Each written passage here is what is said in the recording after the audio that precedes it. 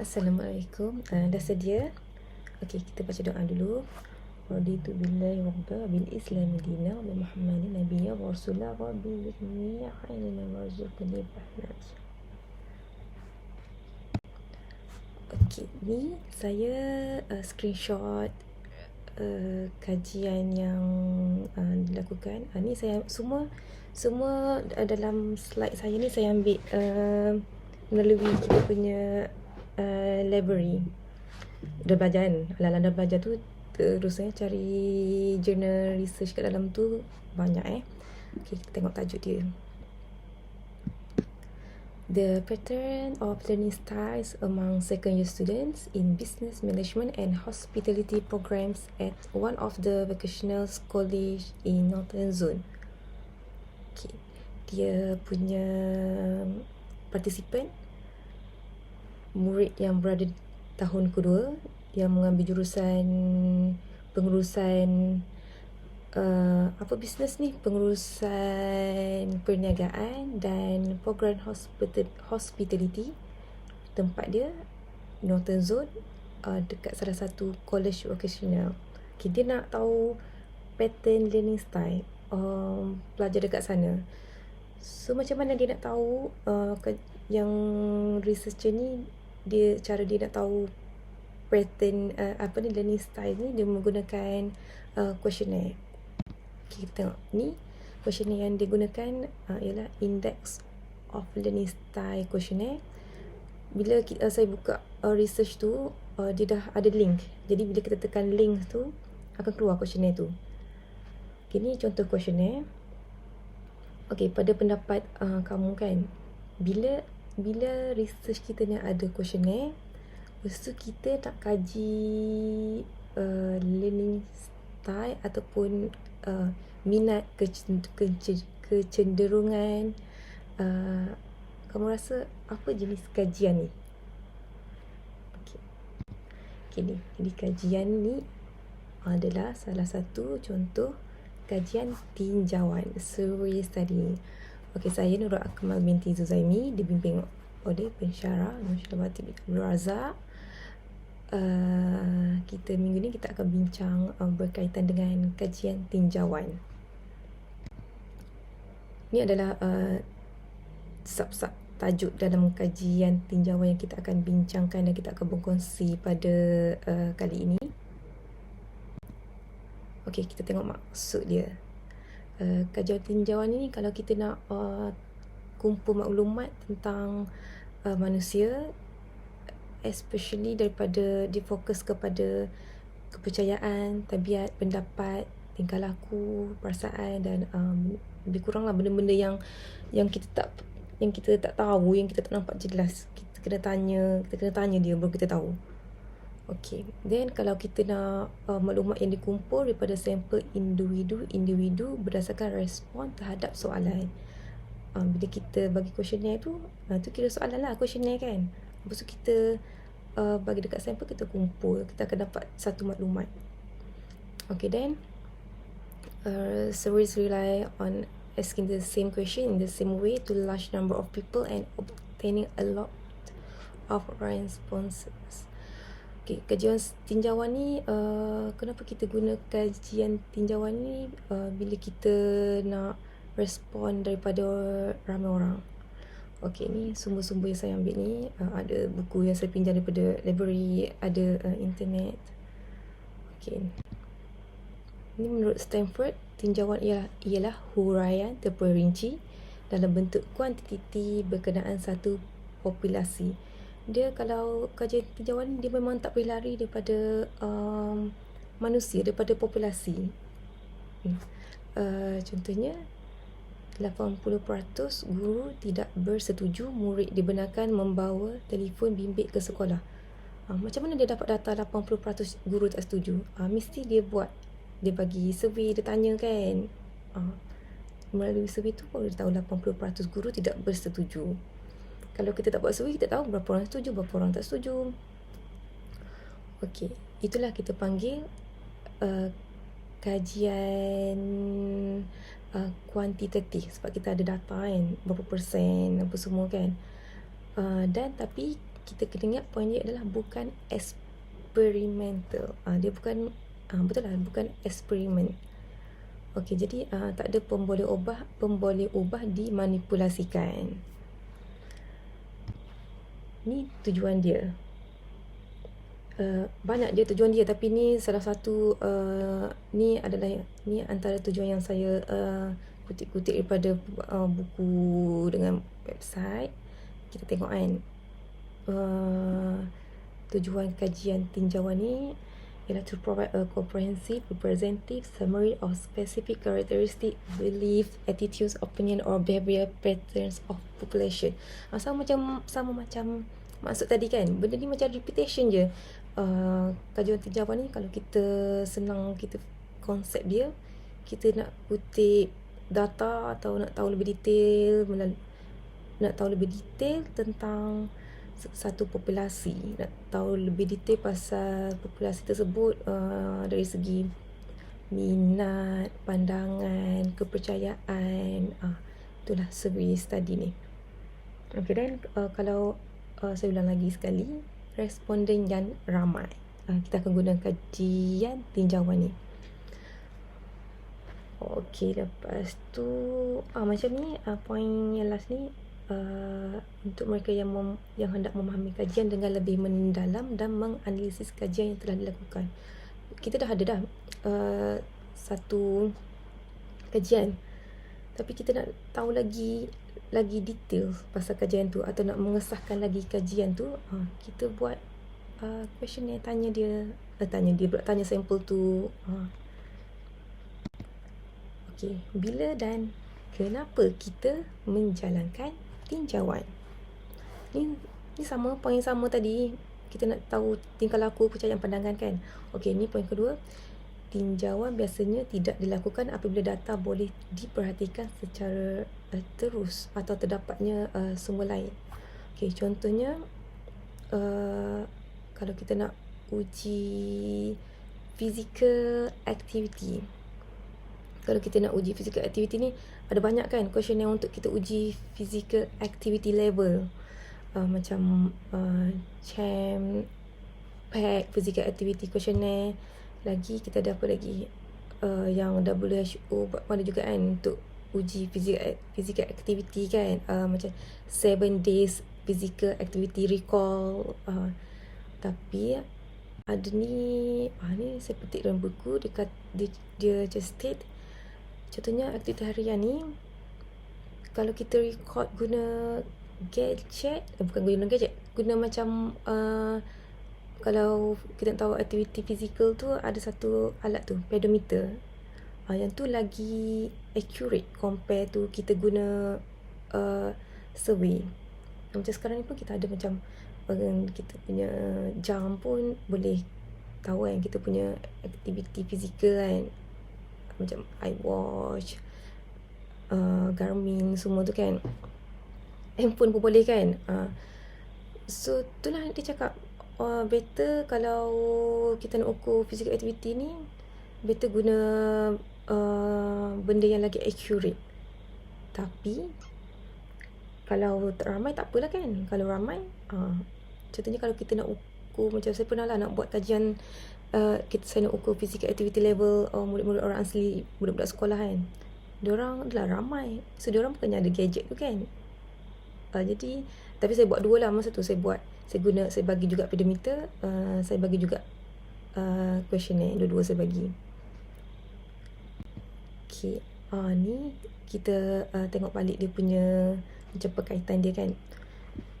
Ni quantitative research, saya cakap tadi, kajian tinjauan ni adalah kajian kuantitatif yang bersifat non-eksperimental. Non-eksperimental terbahagi kepada dua, transactional dan longitudinal. Okay, transactional pula, dia ada 3 anak, surveys, case study, correlation. Longitudinal ada 3 orang anak juga, trends, cohort dan panel. Actually sebenarnya macam saya keliru sebab ni saya petik daripada buku Non-Experimental Quantitative Design. education research and higher education. Tapi bila saya tengok dia punya pembahagian dalam ni saya ambil dalam survey pula, dalam website ada student buat. Tengok kan, dia punya fakta dia, kajian tinjauan ni ada pecahan dia dua,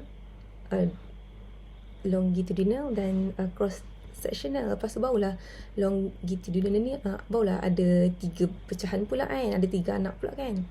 Macam tengok yang tadi tu kalau tengok yang tadi tak sama dengan yang kita tengok tadi tu. Jadi nanti saya macam nak, kalau boleh Dr. Sheila tolong bagi feedback lah pasal mana yang lagi tepat. Kini tinjauan saya nak explain pasal perbezaan tinjauan longitudinal ni dengan tinjauan silang atau cross sectional. Longitudinal ni long, tengok bila kita tahu long maksud dia lama kan. Jadi kita buat kajian tinjauan tu duration dia lama. Kalau silang on the spot. Contohnya kalau sekarang ni contohnya saya penceramah lah konon-kononnya kan, saya nak dapatkan feedback daripada awak kan. Jadi lepas saya bagi ceramah semua ni, saya bagilah survey ataupun questionnaire. Saya nak tengok feedback saya punya ceramah kan, untuk penambahbaikan ke apa. Tu dia bagi on the spot. Kalau longitudinal ni dia bagi survey ni, dia ambil data mungkin beberapa kali dalam tempoh yang lama. So ada 3, trend, cohort, panel. Kalau kita fikir trend, apa ni trend? Trend maksudnya aliran kan, arus semasa. Kita contoh yang kita boleh buat yang senang lah, tapi tak sebenarnya contoh ni tepat dan betul, tapi untuk mudah kita faham kan trend tu kan. Contohnya komunikasi. Dulu kalau kita ataupun apps yang digemari dari tahun berapa ke tahun berapa. Contohnya apps untuk kita berhubung kan. Dulu tahun 2000 hingga 2005 kita suka macam trend berhubung, kita guna Skype. Lepas tu 2005 hingga 2010 kita guna Line. 2010 hingga 2015 kita guna WeChat ke. Lepas tu barulah ada WhatsApp, Telegram, macam tu trend, macam dia berubah kan. Kalau cohort ni, ciri-ciri sampel yang diambil, sampel diambil mempunyai ciri-ciri yang sama. Contohnya kita nak kaji student macam kita ni, kita ada kalau kita apa ciri-ciri yang sama pada kita? Student master ambilan Oktober 2021. Tu cohort kita, cohort yang sama. Okay. Kajian panel ni, kalau panel dia fokus kepada sampel tu. Kita tak boleh tukar sampel. Kalau kita kaji ahli, kita kena kaji ahli daripada start kita punya kajian tu sampai akhir, memang ahli. Tak boleh tukar-tukar orang, kejap ahli, kejap Siti, tak boleh. Kalau cohort ni tak apa, kita tukar-tukar sampel. Yang penting sampel tu kita panggil partisipan. Yang penting partisipan tu mempunyai ciri-ciri yang sama. Okay, tengok. Ni saya buat nota sikit kan. Data collected at one point in time, sekali je. Longitudinal beberapa kali sepanjang hidup seorang tu kan. Okay, ni penerangan dia. Trend, study trend. Kita tengok tendency change over time, perubahan. Soalan, kita punya soalan the same question, soalan tak berubah, soalan sama, cuma waktu berubah. Okey, ni pun tak perlu partisipan yang sama sebab kita nak fokus kepada trend tu. Okay, panel, kita fokus pada panel tu kan, orang tu kan, participant kenalah sama, tapi dia highlight kat sini, tend to be more expensive and difficult. Sebab orang yang sama kan, macam-macam boleh jadi kepada kita punya participant kan, lama sangat. Mungkin participant tu kita tak dapat kena pasti dia lari, masuk penjara, mati, macam-macam boleh jadi kan. Ataupun dia tak nak dah. Okay, cohort, participant that fall under a specific, macam lebih kurang sama kan, punya ciri yang sama, tapi tak perlu participant yang sama. Kita nak tengok waktu tu, pada waktu tu. Ini kajian yang saya screenshot, yang bertajuk Limitations in Activities of Daily Limit Increase the Risk of Stroke in Older Chinese Adult, a Population-Based Longitudinal Study. Okay, bila kita tengok longitudinal study ni, maksudnya kajian ni mengambil masa yang lama. Okay, dia nak participant adalah older Chinese adult, dan tengok berkaitan antara aktiviti harian dengan stroke, risiko serangan stroke kan. Okay, ni saya highlightkan duration kajian ni. Dia bermula pada tahun 2002 hingga 2011. Lama kan. Sebab tu kita panggil dia longitudinal study, sebab dia lama. Participant dia pula 46,728 orang. Ramai kan. Ni 3 tahun of follow up. Researcher ni, participant tu, researcher tu follow up selama 3 tahun. Ini contoh questionnaire. Tengok ada banyak questionnaire, banyak dia punya pembagian untuk survivor dan untuk yang dah meninggal dunia. Nak cakap betapa lama tu sampai ada yang meninggal kan. Okay, then ni dia punya questionnaire tu banyak page. Ini saya screenshot contoh. Selamat kegunaan penyelidikan tinjauan. Pertama, deskriptif. Kalau kita dengar deskriptif, describe ni details dengan lebih lanjut, dengan lebih dalam lagi. Kalau dalam kelas ni kita nak tahu siapa yang suka belajar online, siapa lagi suka belajar face to face, physical class kan. Jadi kita boleh buat tinjauan. Ni contoh kan, contoh. Okey, ni yang saya bagi kat dalam ni contoh kalau kita nak tahu berkaitan dengan guru sekolah, nak tahu ramai pengalaman mengajar guru sekolah tu. Yalah, kalau kita tahu dengan lebih lanjut, itulah maksudnya deskriptif. Okey, penjelasan adalah bergantung kepada persoalan kajian. Okey, ni contoh pun saya ambil contoh guru tadi juga. Dia bagi contoh guru sekolah dan hubungan pemboleh ubah tu, pengalaman dan kepuasan guru bekerja. Macam adalah kita tertanya, adakah guru yang dah lama mengajar, pengalaman banyak, kepuasan mengajar dia tu berkurang ke, bertambah ke tak ada kaitan pun kepuasan mengajar dengan pengalaman dia seseorang guru tu mengajar. Okey, tu contoh dia, penjelasan, tahu dengan lebih detail lagi. Okey, dalam arti kata lain, penyelidik boleh menggunakan pengalaman mengajar bagi menjelaskan kepuasan kerja guru. Inilah dia cakap, ini tidak bermaksud bilangan tahun mengajar menjadi penyebab kepada kepuasan kerja guru. Okey, sama juga ni okey, dia dipanggil penyelidikan tinjauan kolerasi. Okey, kalau kita sebut kolerasi inilah hubungan, perkaitan. Sama juga macam kita kan belajar online dengan belajar physical class. Mana lagi kita lebih faham, ataupun kita kalau kamu macam mana contohnya. Seterusnya, penerokaan. Penerokaan penyelidikan tinjauan boleh digunakan bagi mengenal pasti masalah yang memerlukan penyelidikan lanjut. Okey, contohnya atlet.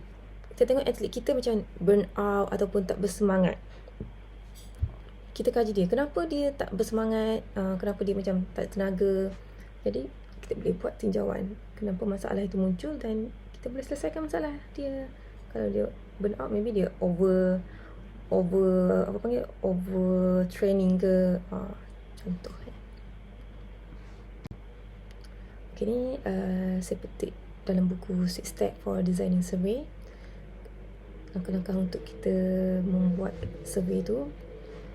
Need assessment, ada pengukuran, survey construction, establish evidence, kena ada kalau Cik Mak cakap tu